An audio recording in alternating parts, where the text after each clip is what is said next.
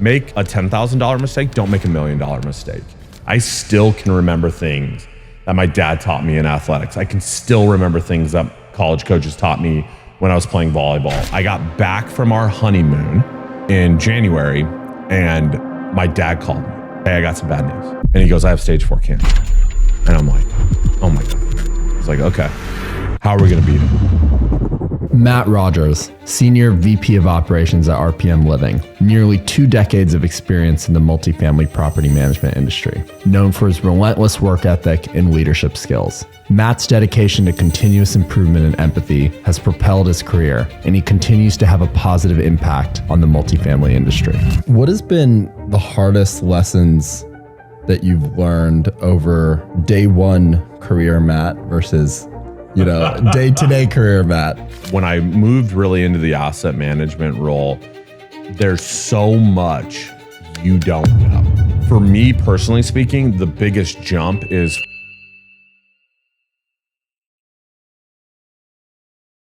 Matt Rogers, welcome to the show. Yeah, thanks for having me, man. Super excited to dive in here. When you walked in, the folks here helping us produce wanted the taller person to sit on one side, and I was like, oh shit, like this is the first time I'm like outsized by somebody. Yeah. So super excited to dive in. Let's start with like who is Matt Rogers? Oh man, that's a complicated story to say the least. Well, yeah, so first and foremost, I'm a husband. And I'm a family man. Like that's who I am to my core. I have an amazing wife. I've been married going on 12 years now. And we have a 6-year-old son. His name's Colt, and he's great. And I love him to death. And yeah, family man, and really somebody that just really cares a lot about what I get to do every day. And really very passionate about our people, my people that I get to work with day in and day out. And really helping kind of develop and grow them in this incredibly amazing industry that's challenging and hard and wonderful at times and depleting at times. And, the people that you're around and the people that you work with really can make it or break it for you. And I've been incredibly fortunate in my career that every single spot that I've been in, every single one of them, I've had people that have poured into me, encouraged me, challenged me, forced me to rethink about how I think about what I want to do in this world. And so, yeah, I've been in the industry, almost 18 years now. Really I started out when I was like 9. Like that's not a joke. Like my mom was in the industry for a long time. She's, if I can call her a legend, I'm going to call her a legend. I think she's absolutely an incredible force and really a massive demonstration of hard work, dedication, and putting it all out there. And so I remember distinctly, seeing how hard she worked day in and day out, and it was inspirational. And it was great too. Growing up, my roles were completely reversed. Our traditional gender roles in our house were completely reversed. My dad was the stay-at-home dad. My mom was the primary breadwinner. My dad cooked all the meals. He was terrible at cleaning though. Like we won't talk about that. But yeah, my dad was stay-at-home dad, picked us up from school, took care of us, did that whole 9 yards. And my mom was a primary breadwinner. So for me, it was like, a great example of, again, like I said, hard work and that inspirational moment. But I distinctly remember seeing the hours. I mean, leaving the house at 7 a.m, maybe dropping us off at school to go and getting home at 7 o'clock at night. And I just had an incredible example in her showing what hard work does for you ultimately. And she progressed from being a manager on a community all the way up to being a vice president at, a large REIT. And so that was really something that I was fortunate to see face first. That's awesome. How did having, like you said, traditionally, how did having your mom be the breadwinner and your dad kind of be the stay-at-home dad influence your worldview of things? That's a great question, and I've actually thought a lot about this because it's super interesting to I think just have the role reversal and really see that there's not anything that somebody can't do based on a gender. It's really, again, based on what their career aspirational goals are. And my dad took an opportunity to stay at home and start his own business. And my mom really was the one that put her head down and said, hey, I'll take on kind of the traditional, not really traditional 9 to 5, but the traditional 9 to 5 role, carried all the health insurance for the kids. Like, I mean, it was a big thing. And my dad ended up being very successful later in life, but we wouldn't have survived if my dad was starting up a business and like that was the only income coming in. It just wasn't. Startups are difficult. We see how they struggle really in the beginning stages, and you're paying all that time and energy up front. And my mom supported us. I mean, pure and simple. I mean, everything that we had growing up was directly attributed to multifamily, was directly attributed to, property management companies and those groups and my mom. And it was great though, where most moms are very like loving and very nurturing when they're the stay-at-home mom. I had a dad. And so, I would come home, homework was required to be done. Dad ran kind of a tight ship. And then as soon as my homework was done, I learned how to cook. So my dad was a classically trained chef. He ended up writing a New York Times bestselling cookbook. Wow. Yeah, he was a super interesting guy. So literally, the joke about growing up is I think I was the only second grader that knew what mahi-mahi and couscous was. But that was what my dad loved to do, was cook and really explore cuisine, and loved teaching us. And so, but it also came with challenges, right? When I got in trouble, it wasn't, like wait until your father was home. My dad was home. So if I got in trouble, it was immediately like, hey, we're having a quick chat. And my dad was a former Laker, was selected first round in the summer leagues by the NBA and the Lakers. Yep. And so my consequences when I got in trouble were I had to go out and jump rope. Or I had to go make 50 free throw shots, which to like half of the listeners are like, oh my God, that's not a consequence. But we're in Arizona. And so when it's, August and it's 120 out and you're shooting 50 free throw shots, you really start to think differently about getting in trouble. It's like when the ball gets hot, it's like, how does that happen? Right. And so, so those were how kind of I grew up. And it was, like I said, just a completely different way of growing up in the world. What else was pre 9-year-old Matt who you just discovered multifamily? Like what was pre 9-year-old Matt like? Yeah, so loved playing soccer. Really was kind of hyper focused on athletics, and again I had a great role model in my dad. I saw my dad play basketball all the time, and that was always something that was a fundamental part of our life. I think even my sister and I separately.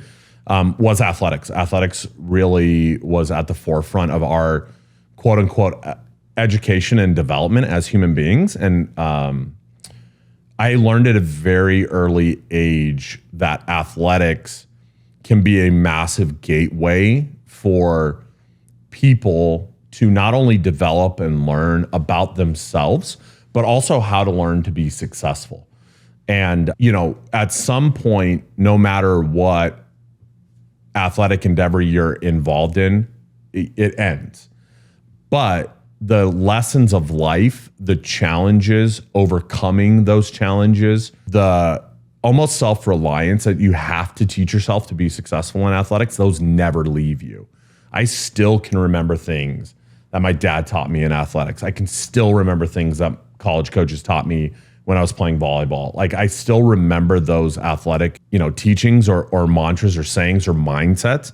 And I still to this day apply them in my life. And so really hyper focused on those things. And then very early on, ever since I was probably 5, I wanted to be in law enforcement. I was positive I was going to be a police officer.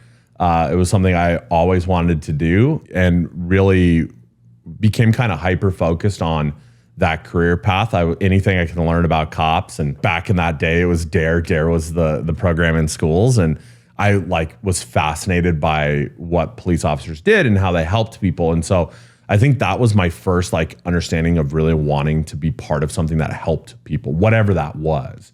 And so I was positive, man. I mean, hardcore set that I was going to be in law enforcement at some point in my life. And so, that's what carried me through. But, then things change. You mentioned a couple interesting things. So one of the things that we focus on in my company, especially for sales, is trying to look for the dog in the person, right? Mm-hmm. And usually you find a lot of that in athletes. Yeah. People that had to, from a very young age, inculcate like these strong, regimented, disciplined habits. Yeah.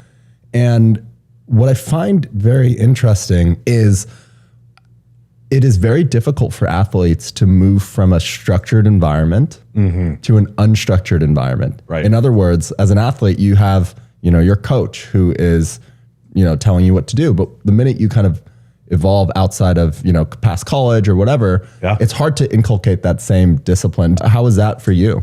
Yeah, I think it was difficult at times because when things are a little bit free form, you're not necessarily, I think for me, it's not that I wouldn't work at it. I would still work, but I would want to just make sure I was going down the right path. And, back to athletics, you always had that coach that was like, yes, do that. Or, hey, do it this way because it's probably more successful, right?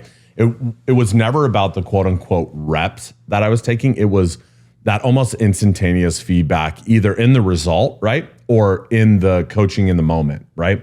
So if you made a mistake in athletics, it's pretty visual. Did you make the bucket or did you, miss the swing or did you make it, right? That's instantaneous. I know I'm doing something that's right and good, right?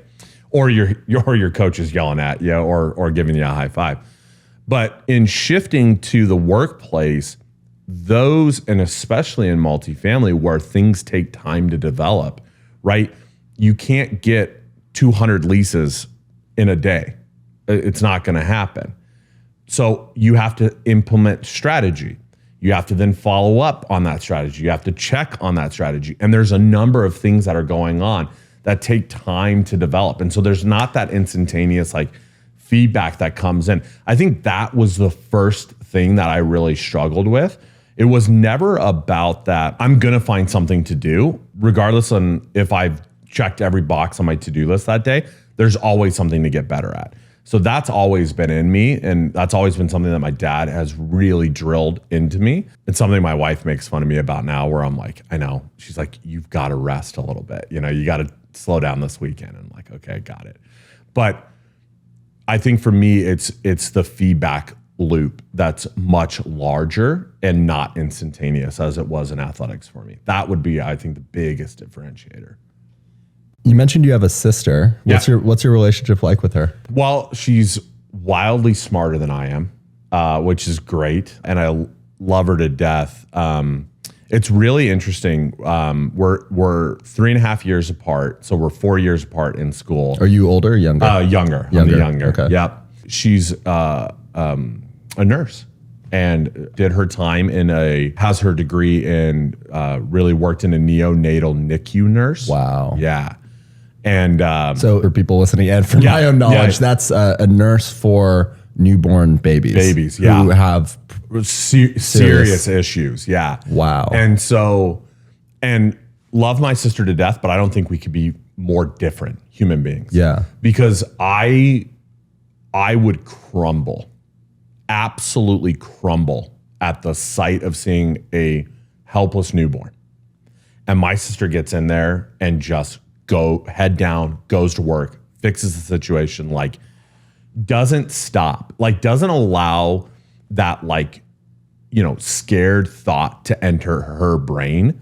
And so for me, I'm like, I don't understand it. I physically and mentally cannot understand how she can show up day after day after day and win a lot of the times, but it's life. And sometimes you lose. And again, it takes a special person. And I've never understood that until I saw my sister doing it. And I'm like, it does. It takes an incredibly special person to be brave enough to take that challenge on. And so, we're extremely different in that regard because that level of intensity and I think responsibility for her, it doesn't even bother her. It doesn't even register. Where for me, I'm like, I would think about 1,000 things before I could really move and make a decision. And she's got it. She's not afraid of it. Do you think the ability to not get phased by what she's doing has come from repetition, or do you think that is innately who she is? I would say more innately, But I do also think repetition. And my sister volunteered at a hospice community when she was in college. And I distinctly remember picking her up from work one day while we were up there. And I was like, I don't know how you do it. I don't know how you face this life and death moment head on. And it was just, she was like, yeah, it is tough in the beginning, but it's more important that I'm there. And so again, she innately could do it. She innately could show up and see it and deal with the experience that was going on.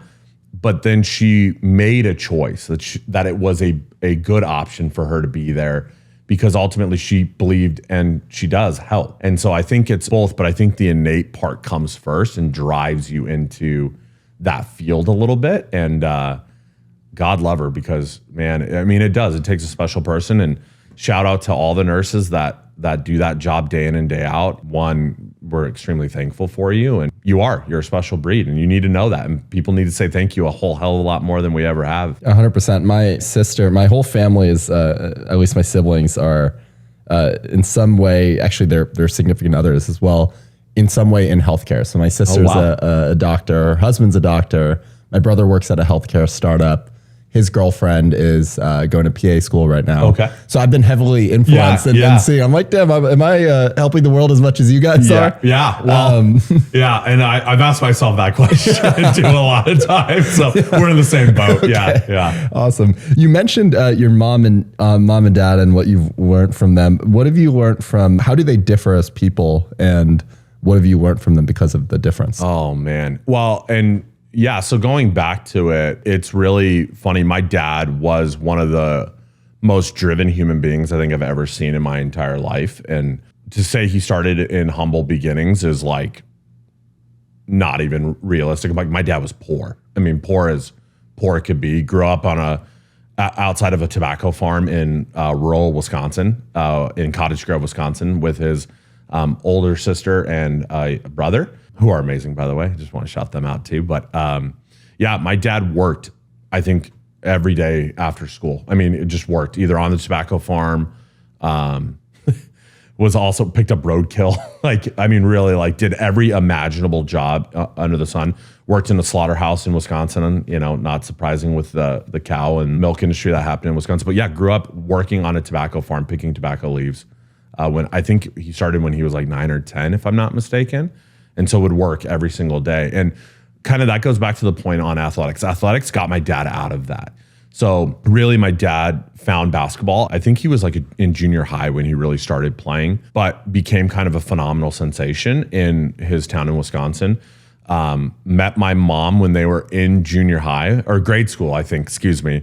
My mom yelled across the gym, or yelled across a road, that she thought he was good looking. And so that was how their love story started. But, you know, my dad started playing high school basketball, was heavily recruited, ended up playing college basketball at the University of Wisconsin Whitewater, and then continued to excel in that endeavor. And then from there, started playing in summer leagues and was recruited by the Lakers at one point, played for the Nuggets for a little bit, and then didn't get picked up to play in a regular season league with the NBA, but then left and went to the Netherlands and played professional basketball in the Netherlands with my mom, and they had just gotten married. And so talk about going from extremely humble beginnings, you know, not really having a whole lot to your name, very meager means, to, you know, my dad told me that his first year in the Netherlands, they had bought him a car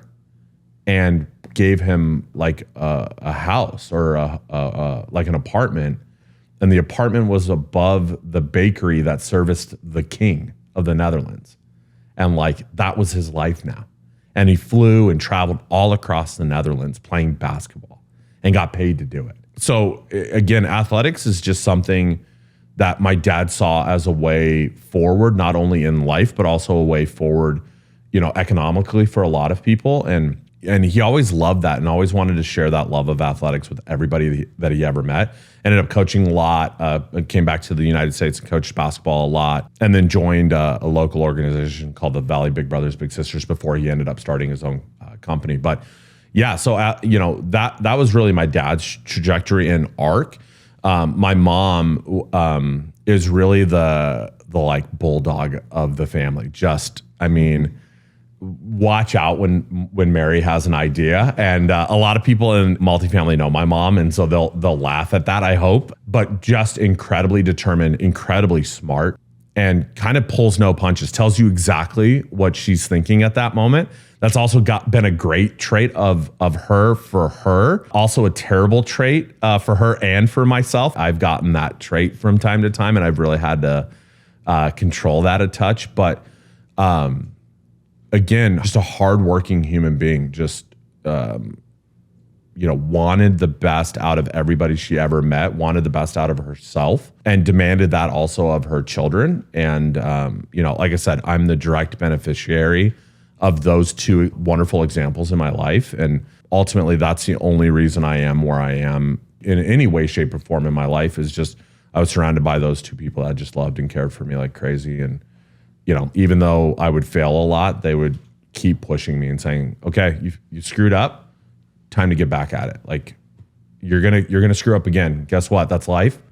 Keep getting after it. The only thing you can't do is fail or quit after failure. That's it. Exactly. Yep. You just need a long enough runway, and eventually something's going to work out. Yeah, 100%. Yeah, exactly. And again, that goes back to something I'm passionate about, which is surrounding yourself with people that have that mantra, right? I tell a lot of the associates that I work with, you're going to make mistakes. Make a $10,000 mistake. Don't make $1 million mistake. Understand what happened in the mistake, grow and learn from it, and then put your head back down and earn back that trust and that interaction. Because if you let a $10,000 mistake end your career or derail you for any significant amount of time, you truly have failed. And you're doing the world a disservice by kind of removing yourself off the playing board a little bit. And you just got to get back in there, and you're going to take your lumps, understand that you're taking your lumps and move on. Totally. One of my favorite quotes by the CEO and founder of Coinbase, Brian Armstrong. I was listening to a podcast a couple of years ago, and it stuck with me, is action produces information. Right. Right. And if you are somebody who is action oriented, it is inevitable that you will make mistakes, because how many decisions are you making? It's impossible, right? Yeah. So the idea is, like, how do you then take that information and iterate over time? Yeah. And just iterate yourself out of mistakes. I mean, even so many times in my life, like, sometimes I focus, and this is going off topic a little bit, but I sometimes focus too much on strategy for things. And I imagine in your career, you experience this too, is where you're trying to theorize in your mind all the strategy behind, what if we do this path? What if we do that path? When oftentimes the better thing to do is to take action, because action produces information that will then inform strategy. Yeah. So going back, and we'll go real off topic here, but going back to kind of my desire and goal to be in multifamily or in law enforcement before joining multifamily, there's a gunfighting technique, and it's called shoot, move, and communicate, right? And the first thing that you want to do when you're in a very bad situation is shoot back. You can't turn around and go, oh, I wonder if people are shooting at me.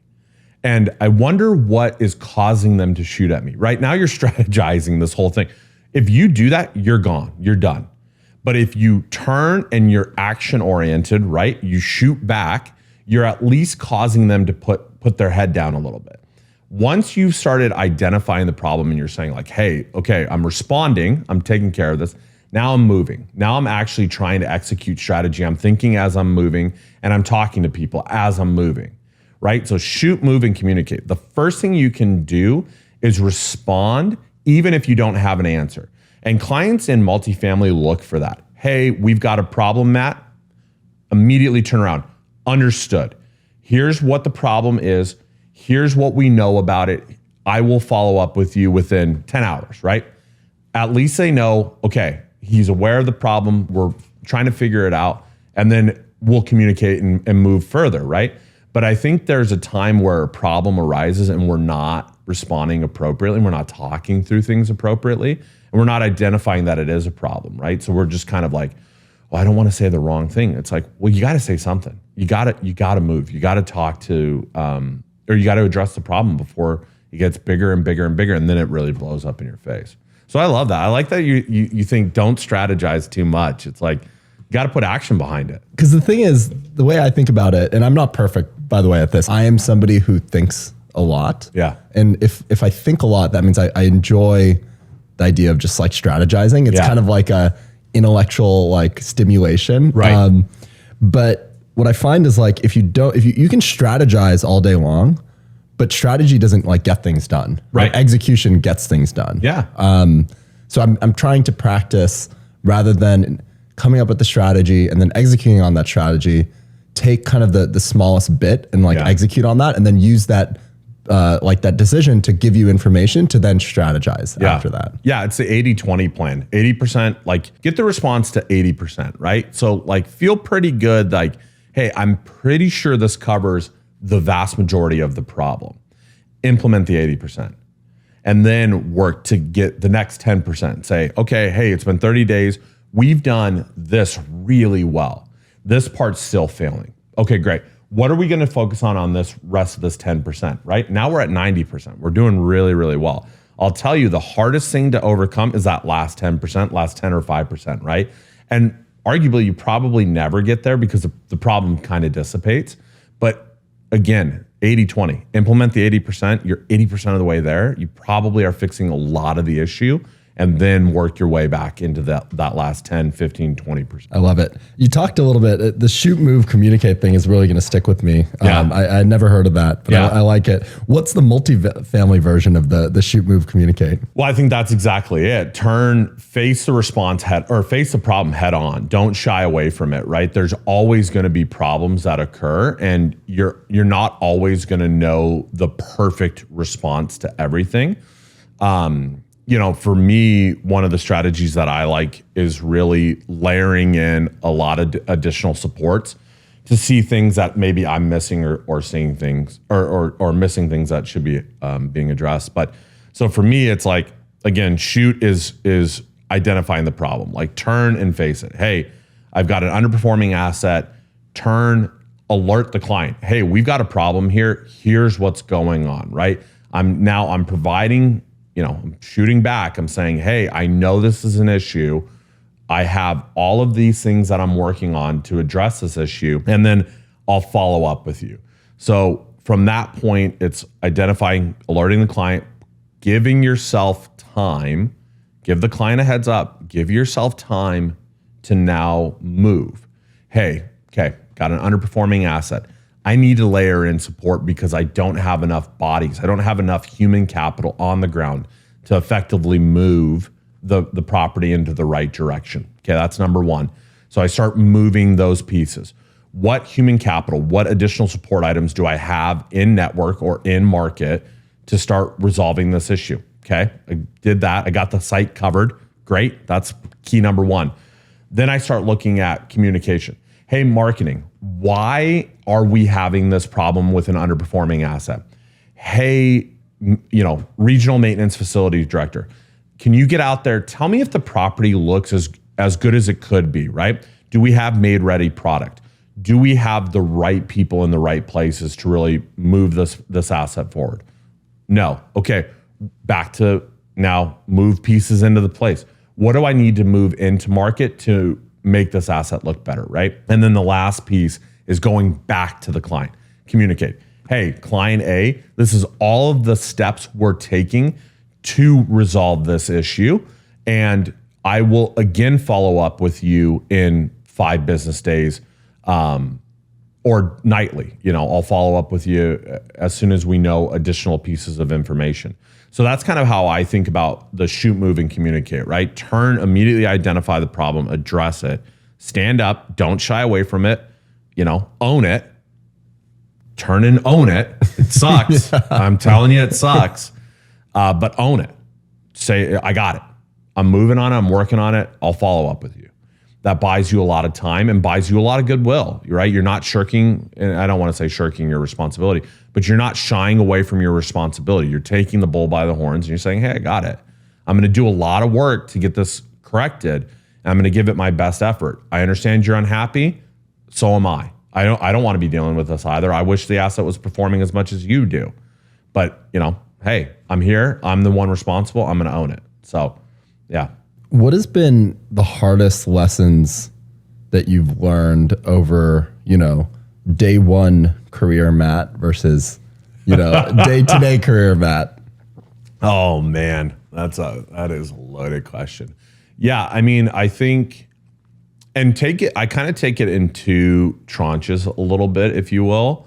One, because I think my career is so different when I became, kind of on the asset management side of the world, the kind of the corporate side, really being part of the leadership of an organization versus being an on-site associate, right? I will say, I think two things.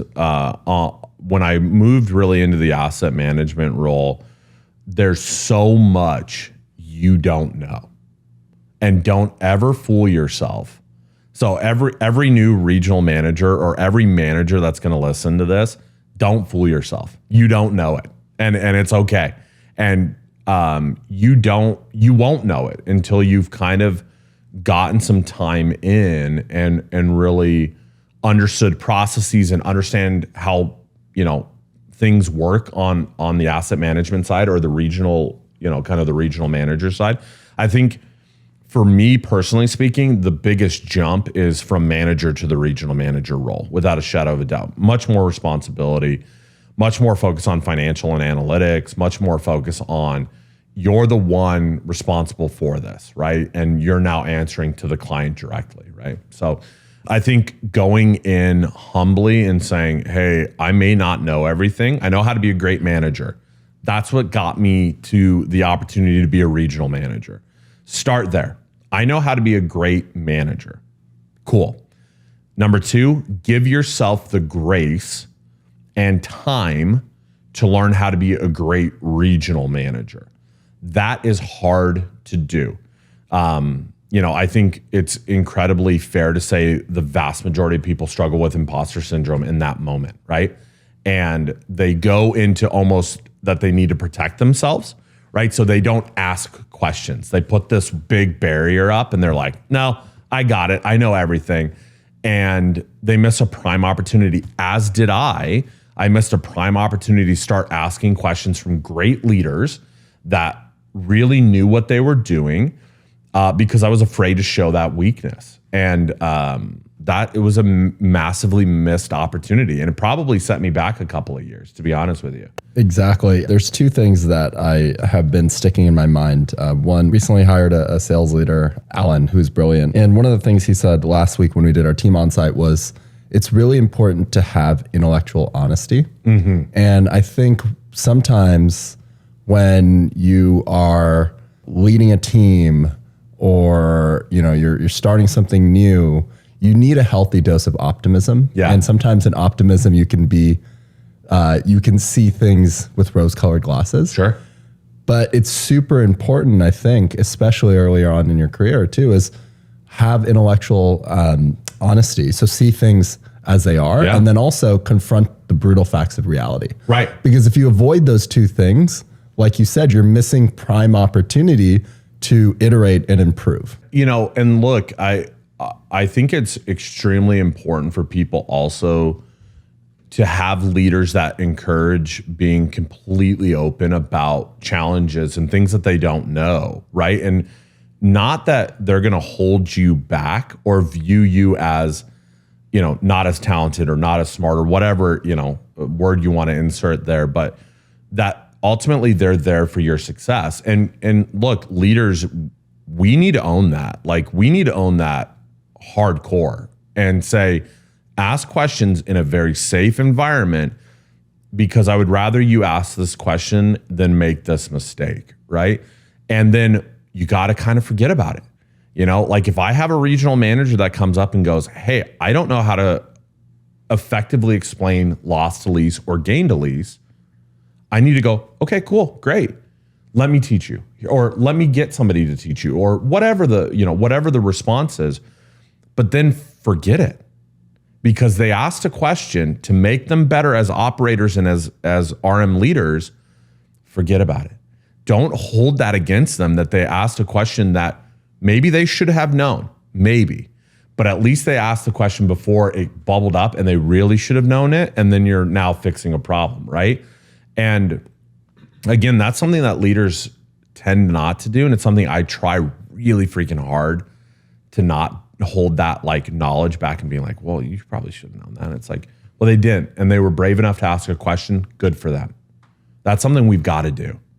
And like I said, I wish I would have taken that opportunity and been more vulnerable, been more realistic. There were people that just knew more than I did. I mean, without a shadow of a doubt. And I didn't ask them questions and I made it look like, oh yeah, I knew everything. And it's like, no, you didn't. You didn't know everything. Come on. You're new. You're figuring it out. Good for you. Be cool that you're figuring it out and kind of go from there. Somebody who's grown so quickly, so senior in your career at such a young age, like for the listeners out there that are starting out in their career, like how do you do that? Luck, God's grace, and people being, surrounding yourself with really good people that care enough about you to help you, I think is critical. And then man, you got to work. Yeah. I mean, so I tell this story from time to time, and I was extremely fortunate to get opportunities that I got. But people didn't see that I would show up at 7 a.m. and that I would leave at 9 p.m. And so when I started my career at a local group called Mark Taylor Residential, what a lot of people didn't know about me, and I actually kept extremely confidential and private, is like I joined in February of 2013. In December of 2020, I got married. So I was like brand new, newlywed, right? We had just bought our first house. I was poor as I've ever been. I think I had $5,000 to my name, and it was an emergency fund. I was living like paycheck to paycheck with my wife. My wife had a job, and I mean, we were scrapping, right?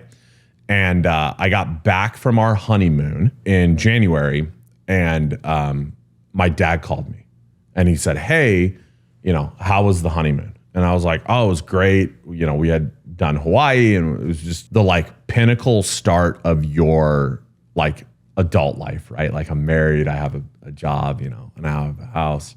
My dad says, "Hey, I got some bad news." And I was like, "Oh, okay." And he goes, "I have stage 4 cancer." And I was like, "Oh my God." And he's like, "Yeah, that's why I've been sick." And I'm like, "Oh my God." I was like, "Okay, how are we going to beat it?" Like that was our thought. Like my dad and I was like, how are we going to beat this thing? So standing there, realizing that like the most important man in my life is like dying, right? Super hard. And then 2 weeks after that, I got hired at Mark Taylor as an analyst. Started my job there and worked, call it 7:30 in the morning until 3:30. I would leave Mark Taylor. I would leave the office. I would go coach a sand volleyball team for a high school in Phoenix called Xavier. We were the first ever sand volleyball program to be recognized by like a high school organization. So that was super cool. I would leave the sand volleyball courts and I would go then coach 2 indoor teams, club teams, because that's how I was making money. I wasn't making enough money to like pay bills with my regular job. I had to coach volleyball. And so I was a head coach of 2 volleyball teams. And then as part of joining Mark Taylor, I had to go get my real estate license. And so I had to go either at night from 6 o'clock until 9 o'clock to get classes done, which was 90 hours. Or I had to go on the weekends. And 9 times out of 10, I went on the weekends because I was coaching volleyball until 9 or 10 o'clock at night. And so I went to real estate school Saturday morning at 8 a.m. until 5:30 p.m. on Saturday. And I showed up Sunday and I went from 8 a.m. to 5:30 p.m. every single weekend for about 6 straight months while I was coaching volleyball still. And finally in June, I passed my real estate license. I got licensed as a real estate agent, and Mark Taylor gave me the opportunity to become an asset manager. And that entire like 6-month stretch was probably the hardest time of my life. And the really sad part of it all is I realized at that point that wasn't the hard part. I was just entering the hard part, which was like, now I need to really go and try to learn how to be an effective asset manager, how to coach people, how to do this job better. And I just poured in. I kept showing up at 7 in the morning, 7:30 in the morning, and I would leave at 5 or 6 o'clock at night, and I would go home and, you know, be with my wife at that time and, you know, just try to get better. I was, you know, reading a book a week, trying to learn how to be a better leader, trying to be a better financial, you know, mind, and somebody that was just really hungry and trying to grind. And then again, nobody ever saw that, and nobody cares, right? That's okay. I never did that because I thought people would care about that. I did that because I wanted to be disciplined in myself and push myself to achieve what I had hoped for. And I made a choice. I was like, I have to grow. I have to get better. I'm not at a place where I'm happy with myself, and I'm not at a place where I can really affect the change that I want in the people that I'm working with. And I have to do this. It's not a choice, or it is a choice, but it's not a choice I'm willing to kind of shy away from. I have to pour in. And so, like I said, I did that for 6 months, and that was, you know, incredibly challenging. But we made it through. And so a lot of people don't see that. And that's kind of how I got there. In 2015, I coached my last full-time season. That year, I got, again, extremely lucky, and I was awarded Regional Manager of the Year by the Arizona Apartment Association. And they asked me this question. They were like, why? Tell us something that separates you from every other candidate that you're up against right now. and I was, I was 28 or 29 years of age at that point. And I was up against legends, like incredible women and men in this field. And I was like, and I just remember sitting there thinking, like, you know, what the hell do I have that they don't have? And so I went for broke, and I looked across the table and I said, hey guys, listen, you know, I don't have 40 years of experience. I don't, like, sorry, I'm not old enough. Right. And I said, but every single one of you, I'll work you under the table. And I go, while you're golfing, I'm working and I'm getting better.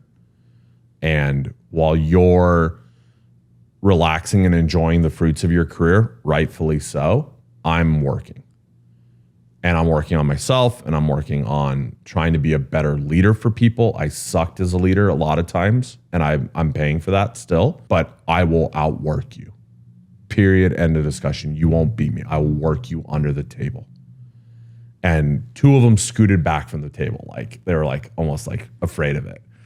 And I said, that's it. Like, I can't tell you that I have something special about me. I don't have something special about me, but that's the only thing that I'll do. And I'll just do it until I win.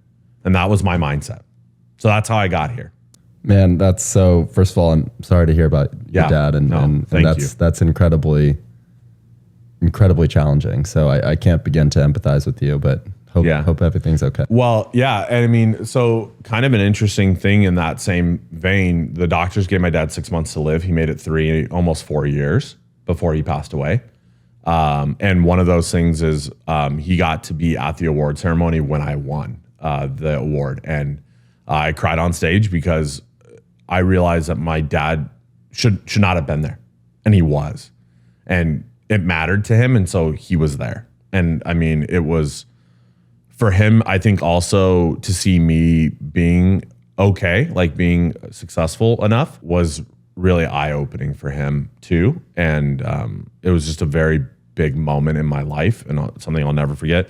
A friend took a photo of me hugging him literally after they announced my name. I swear I blacked out. I don't remember like how I got on stage. I don't remember a lot of it, but They had that photo of my dad and I hugging, and that's, one of the most important things to me in my life is that photo. So, I was incredibly honored and fortunate to do that, but also to have him there and see, his son kind of realizing his career and the things that he had taught me kind of paying off.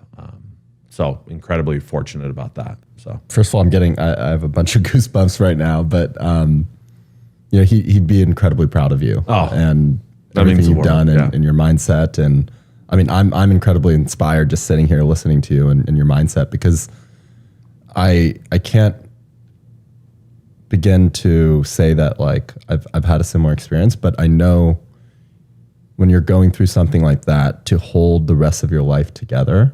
Yeah.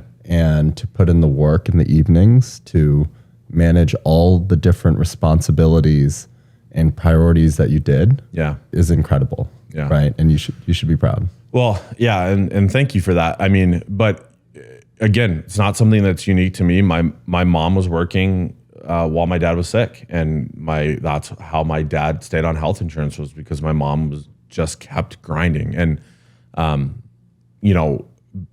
again, not about me, more importantly about the woman and the leader and the person that I had to look to be strong and to be focused. My mom was doing that while my dad was in a hospice bed in our house. And so I won that year. My mom was nominated the following year, became a finalist. I actually went over to my parents' house and sat with my dad in the last, I would say, probably about 3 weeks before he passed away. I was sitting with my dad in our living room, and my mom had to leave to go do the final round interview for this award that she was nominated for. And again, it's not about me. It's the people that showed that way of that way of dedication and commitment to being as good and owning your responsibilities and being who you are. My mom was like, Ted, I'll be right back. I've got to go do an interview for an award. And here's my dad, passing away. And my mom still knew it mattered. And it also mattered to her company. And it mattered to a lot of the people that had nominated her and wanted her to be recognized for this award. And so my mom did that. And again, it wasn't ever a thought that she would do that. It never came into her mind. She was like, I have a responsibility. Life happens. I have to do my best to go make that responsibility happen, and it'll be okay. And so again, I look back at that and I go, here's this incredibly, powerful, passionate, wonderful, bright human being. And she could easily have said, hey, I can't make it, or hey, sorry, but it would have let people down. She wasn't going to do that. She was going to, get up, show up, and put in the work. And again, that was the example I had. And that's what also why I am where I am. I like I said, there's nothing special about me other than I refuse to kind of quit. And again, but that's derived from those two human beings. So I'm lucky. I'm fortunate, to say the least. One real funny story though, if it's all right, kind of shift this. So I was up for that award, and I was positive I wasn't going to win. Like I said, there were so many wonderfully bright, talented human beings that deserved that award that I was a finalist against. And I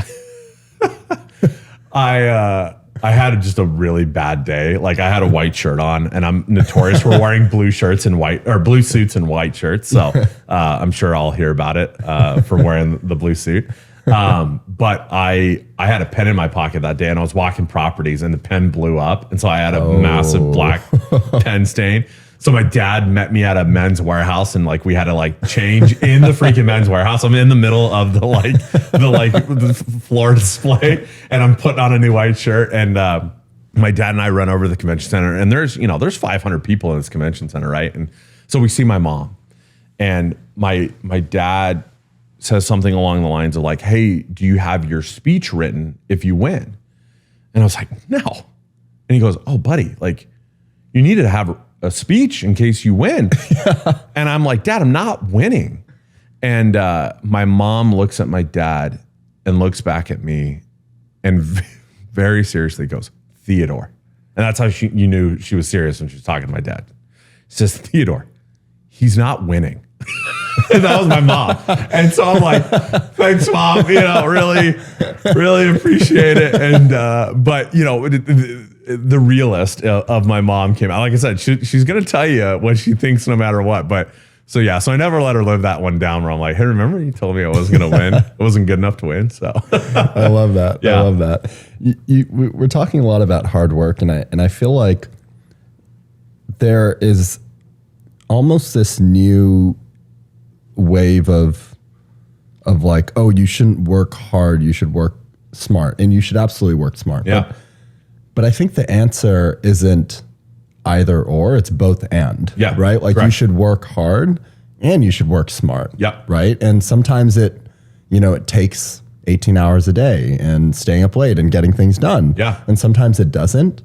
But I agree with you and I resonate with, like, the answer is sometimes both and like you have to be willing to put in the hours and you have to be willing to iterate and be smart about how you're working as well. Yeah, 100%. And I love that. I think one of the things that I will say about hard work that has really changed, I would say, in the last 10 years, and it is extremely important, and it is something that we need to really be very thoughtful of, is you need to work as hard as you can when it is time to work hard.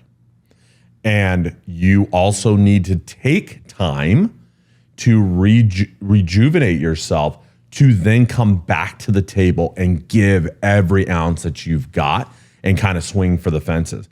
There's an interesting study, and I believe it was a Harvard Business Review that did the study, but it said individuals that take and utilize their full PTO time are like 2 times as likely to be promoted as those individuals that don't. Totally counterintuitive to what we think of hard work, right? Where it's like, well, I never take PTO. That's not a badge of honor, boys and girls. Let's just be very clear about that. It's not a badge of honor. That's you burning both candles at the end. And I'm telling you, you will pay for that at some point. What you need to do is show up, put your phone in a lockbox, and you need to work. And you need to work as hard and as fast and as smart as you can, and then you need to shut down. And you need to focus on the things that are important to you. My son is the most important thing. My wife is the most important thing to me. I refuse to miss a basketball practice for my son. It's just a non-negotiable, non-starter for me. I would love to say that I've not missed a basketball game, but I have. And every time I do, it makes me mad. But that happens. But it's something that I hold very dear to me, so I try very hard not to ever do those things. But again, when I'm at work, I am there for a sole purpose, and it's not to kind of, be half in and half out. It's like I'm there. I'm gonna move the needle as best I can in the time that I'm there, and then I'm gonna prioritize everything else that's important to me when I'm not there. So again, super important for that. I love that. Work hard and smart. I love that. Smart. It's not an either or. I think sometimes we there's a lot, and there's many examples of this, right? Sometimes there's a lot of false dichotomies out there where people trap themselves into thinking, oh, I can either do something fast or I can do it good, right? That's not always the case, right? Or I could do, there's so many of these dichotomies that I think it's very important to check yourself to see, is that really a true dichotomy? And is there no reason you can't do both and? So let me ask you this question. Would you rather be fast or good? What's your, where do you kind of fall if you had to fall, on one side or the other? I love that question. So I'm in the business of startups, and the only competitive advantage you have as a startup when you're fighting for your life is speed. Yeah. First to market. Speed, first to market. Yeah. Because it goes back to what I said earlier, which I really believe is action produces information. Yeah. Right. And sometimes you can't, I find it very difficult. I can't intuit the grand scheme plan of my business without taking action. Action produces information. The more I do, the faster I am at getting things done, the more informed I will to then improve and be good at something. So that's kind of my philosophy. I think as a startup, you like speed is the most important thing. Speed is everything. And you have to iterate and you have to improve and you have to get better. But it's something that I am, trying to get better at is like, is there a way that we can do things both fast and good, right? Yeah. And maybe there's some cases where you can't, but usually I find that it's not necessarily a function of more time always to do something good. Yeah. It's sometimes a function of raising your standards and raising the quality bar, right?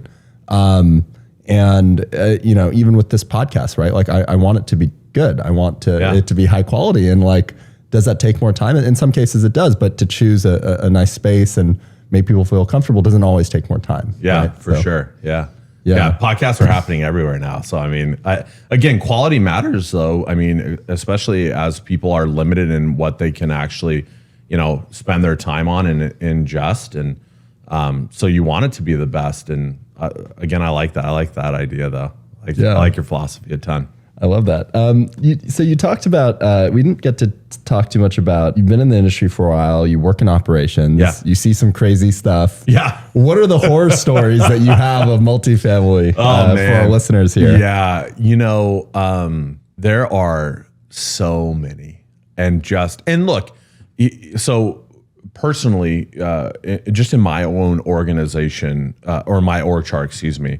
So I have all of operations in Arizona, and then I have all of operations in New Mexico, and then I have El Paso now. So I have just unbelievably strong teams, great people that just come in and work and do all these fun things. But I have 11,000 units that we currently oversee in Arizona. I have another, I think it's 4,000-ish in Albuquerque total, all in.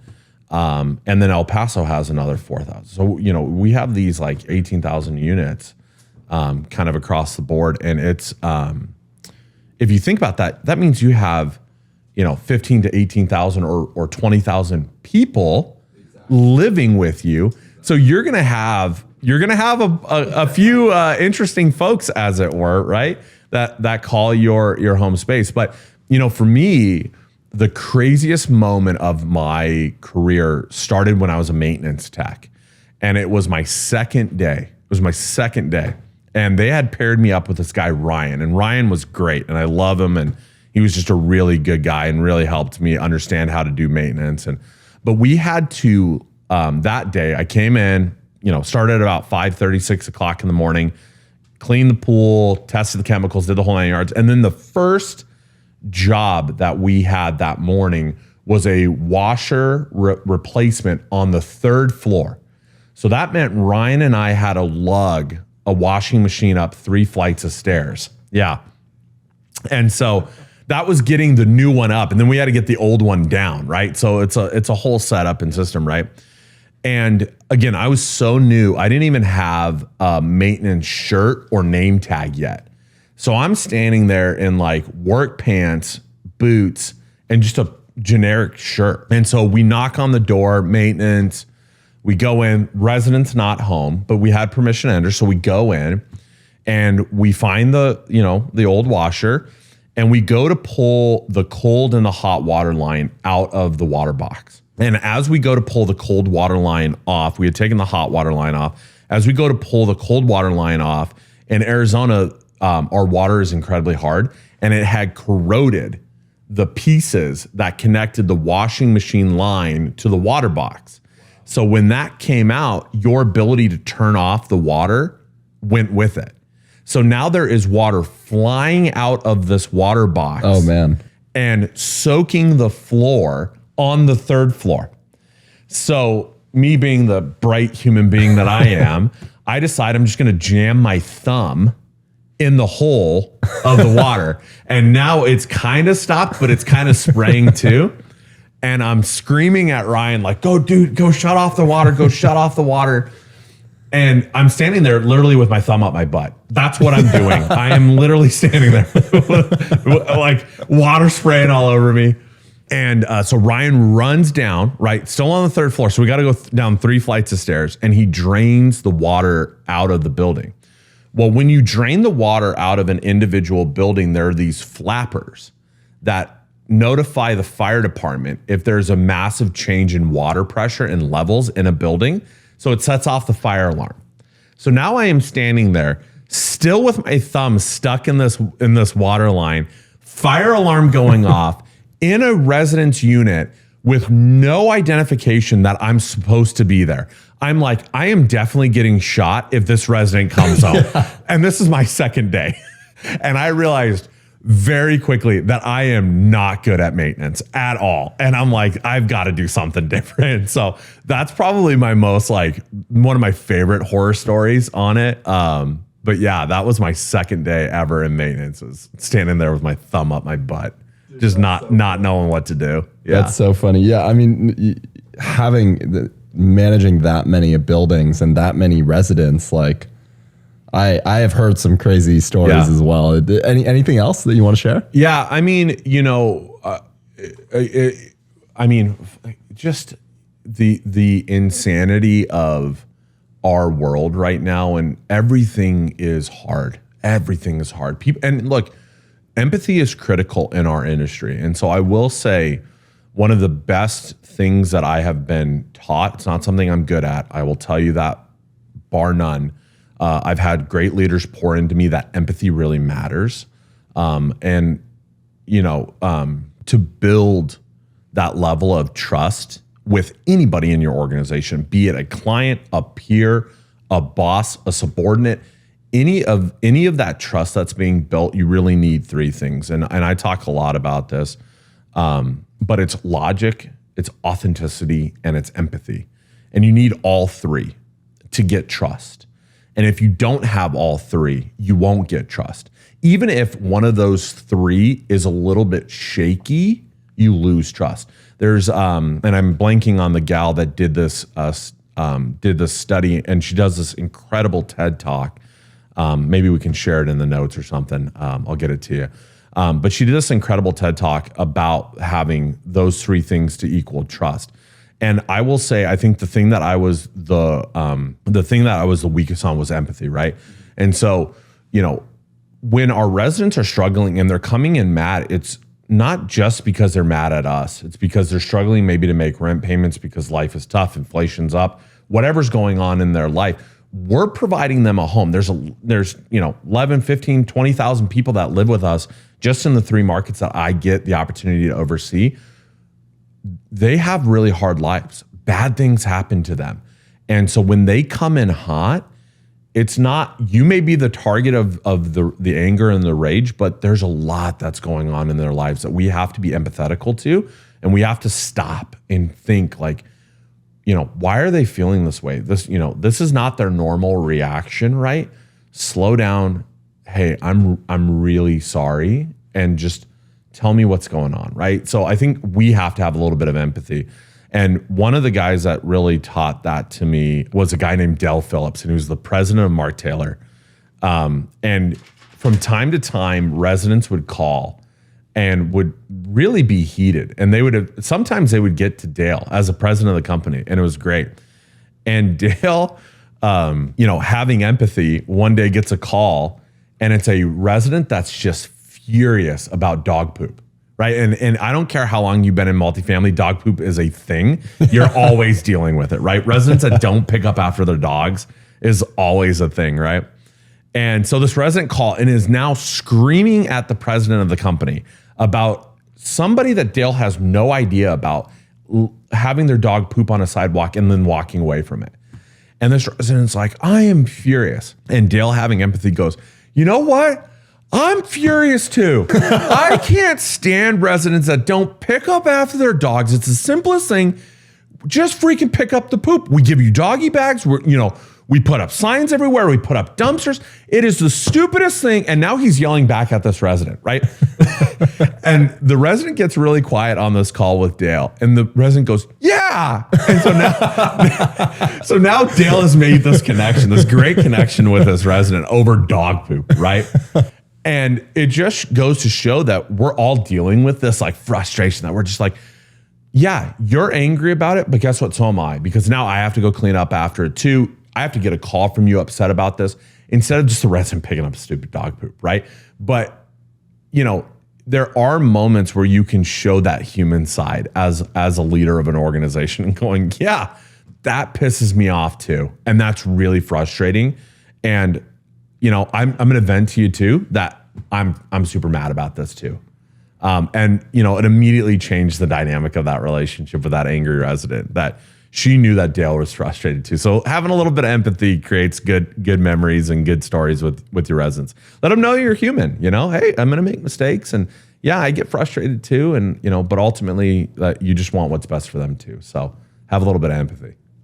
I love it. Matt, I think that's a perfect segue to end the show. Awesome. Thank you so much for being so vulnerable, sharing like just so much, right? Yeah. I think a lot of people are going to take away a lot from this. Yeah. And I really appreciate you. I'm excited to build a friendship with you after same this. here. And this is get incredible. to know you more. And thank you. Yeah, no, I really appreciate it. And, you know, to anybody that's listening, if there's anything I can ever do for you, please reach out to me. I'm on LinkedIn. You know, I'm on a lot of different websites. We can share whatever contact info that. Yeah, where can people find you? Yeah, so on LinkedIn, Matt Rogers. You can also email me at matt.rogers@rpmliving.com. And then we'll put maybe some notes in the show note section. But listen, I'm incredibly lucky to be where I'm at, and incredibly lucky to have the people that are around me. And there's anything I can ever do to give back to people, especially in our industry, or people that are starting out that might have questions and they don't have a boss that they feel comfortable asking questions to, please reach out to me. I would love to connect with them. And I'm just, I owe so much to this industry. If I can even give back one iota, you know, that's something that I want to be, you know, super passionate about. If this launches before OpTech, I'm going to be at OpTech speaking on a panel. I would love to see everybody out there and come up and say hi and chat with me and tell me your most famous horror story in multifamily. Maybe we'll write a book one day about it, right? The horrors of multifamily. We should make like a meme page or something. Oh man, we would do so well. But sincerely, thanks for having me on, man. This is incredible. You have so many incredible people that are going to be on this and providing their stories, and I'm just honored to even be asked. So thanks for having me. I really appreciate it. I appreciate it, man. Thank you. Yeah, thank you.